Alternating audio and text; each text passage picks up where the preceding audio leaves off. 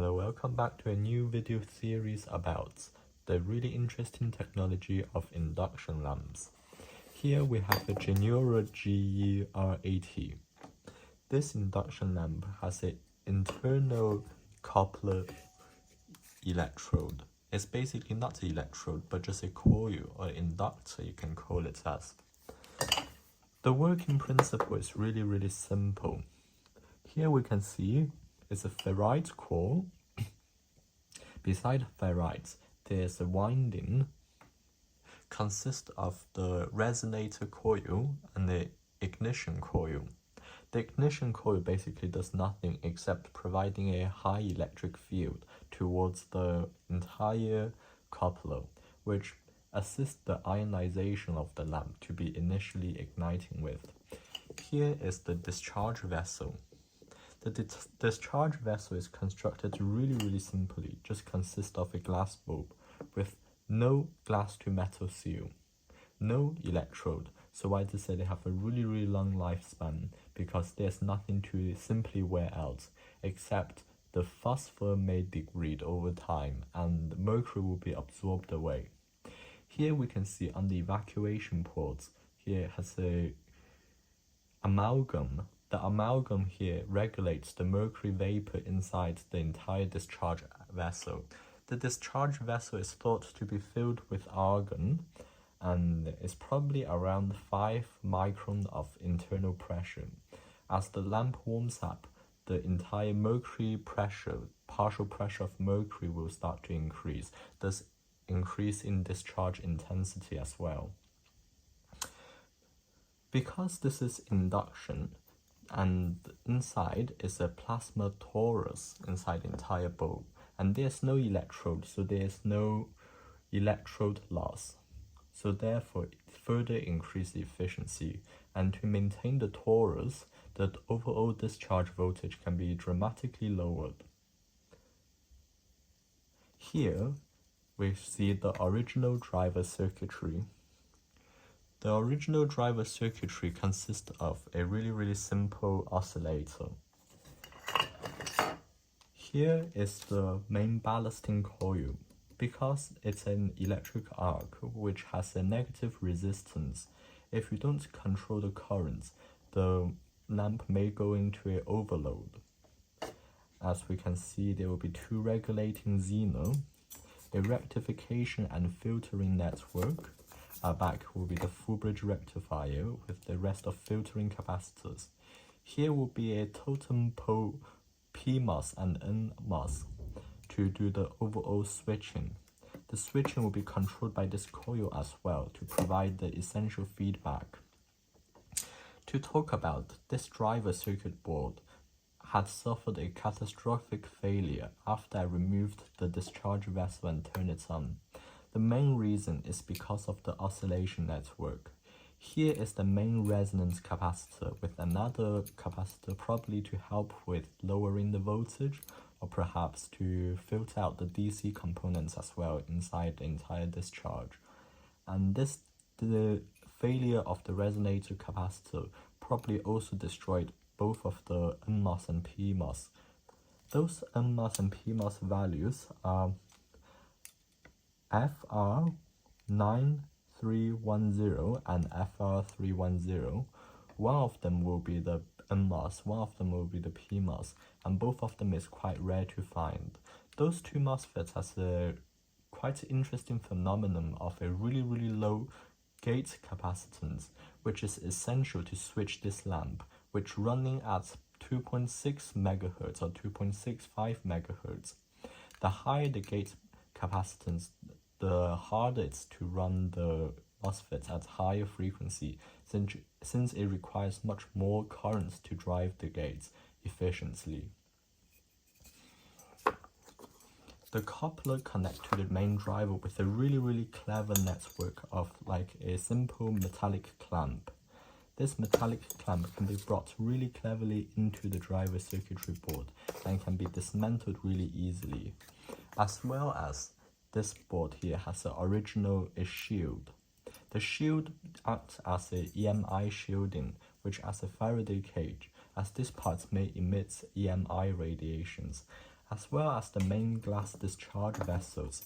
The top has been coated with indium tin oxide, basically semiconductor to a degree, or partially conducting.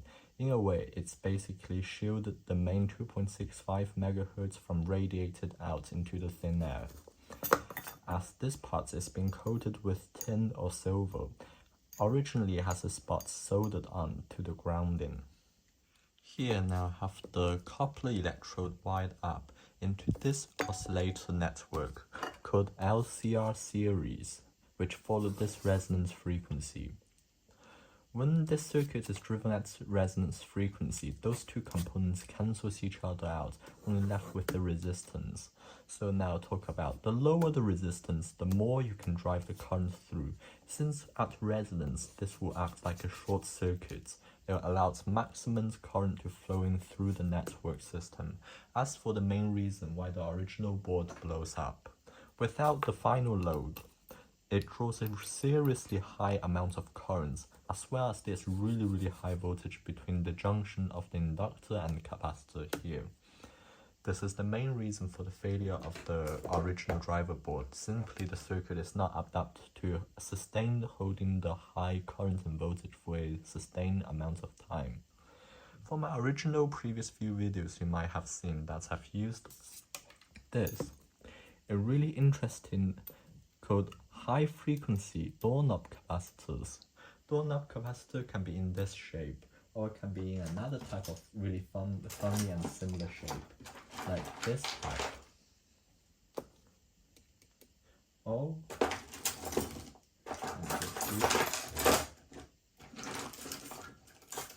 it could be in a standard of different other shape, including a type of a tube, or it could be just two-end, but it's much thinner, looking like this. Here I've got a different type, so which I said about. This is the main ideal shape people familiarizing themselves with doorknob. Doorknob, you can see it has two ends, hold with metal bolts and silver plated. The main reason for this construction is that it allows the highest amount of reactive power with the lowest amount of loss to pass through the capacitor. And similarly, with a modern cheap high voltage capacitors, especially the two leaded capacitor, if I can find one, has suffered immensely due to the dielectric loss or probably even contact loss. So if I can find one. Generally, their shape looking a bit like this. This is what people familiarizing themselves with the high voltage capacitor. The capacitor must handle high voltage as there's a really high amount of reactive power that results in a series voltage amplification, can reach up to 1000 volts range. And you can see here, instead of using a doorknob as last time, now I've changed myself to a proper variable capacitor. It's not like a normal variable capacitor. This one is specifically made from copper. All the plate is made of pure copper, and it has been plated with silver. Silver has the lowest resistivity out of all like pure elements on the periodic table.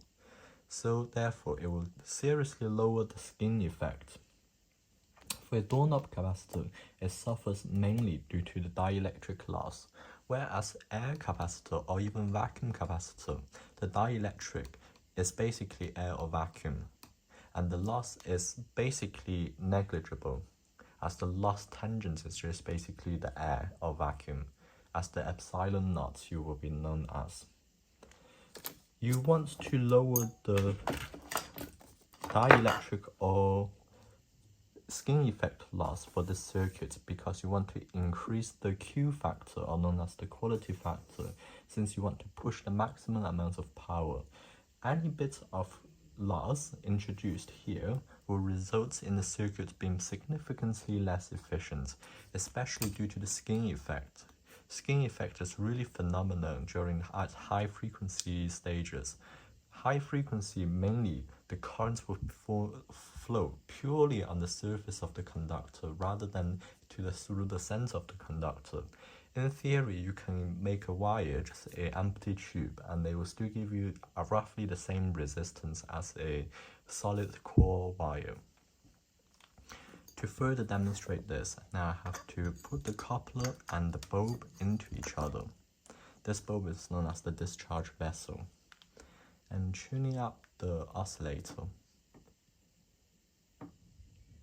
Now you can see it runs beautifully.